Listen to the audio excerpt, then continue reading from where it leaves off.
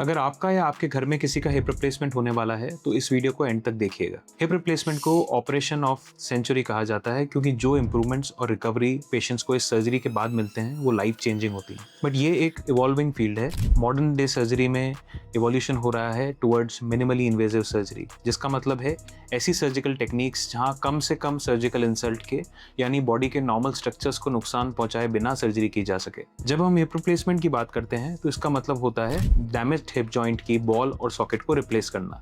लेकिन उस जॉइंट तक पहुंचने के लिए मल्टीपल रास्ते होते हैं।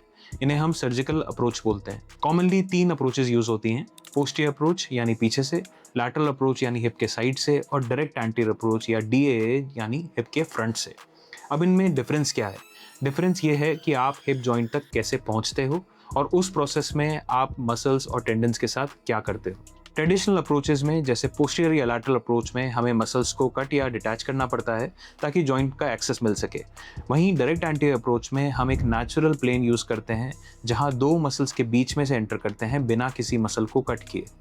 इसका एडवांटेज ये मिलता है क्योंकि सर्जरी के दौरान कोई मसल या टेंडन कट या रिपेयर नहीं करना पड़ा। सर्जरी के बाद पेन कम होता है, मसल स्ट्रेंथ प्रिजर्व्ड रहती है, आपकी रिकवरी फास्ट होती है और कुछ ही समय में आप बिना वॉकर के चलने लगते हो। इसका दूसरा एडवांटेज ये होता है कि आपका डिसलोकेशन रिस्क, जॉइंट का डिसलोकेशन रिस्क भी बहुत कम होता है।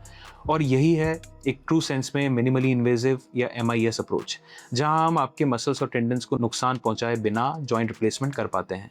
लेकिन यहाँ एक इंपॉर्टेंट पॉइंट समझना ज़रूरी है। DAA या डायरेक्ट एंटी अप्रोच कोई मैजिक सर्जरी नहीं है, ये सिर्फ एक सर्जिकल अप्रोच है और फाइनल आउटकम सिर्फ अप्रोच पे डिपेंड नहीं करता। आउटकम डिपेंड करता है इम्प्लांट पोजिशन पे, सॉफ्ट टिश्यू बैलेंस पे और सर्जिकल एग्जीक्यूशन पे।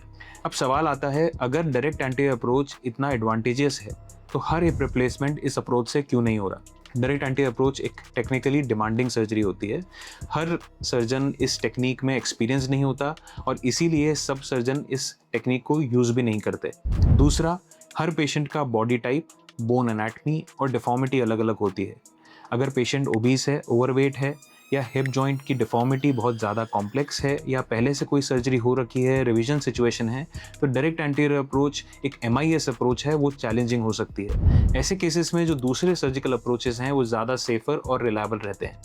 तो फिर कौन एक आइडियल कैंडिडेट है या किसके अंदर ये direct anti approach MIS technique की जा सकती है?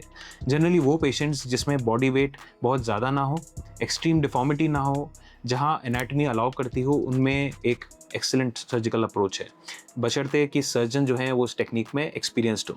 इसके लिए सबसे इम्पॉर्टेंट बात ही यह है कि अप्रोच से ज़्यादा सर्जन का एक्सपीरियंस मैटर करता है।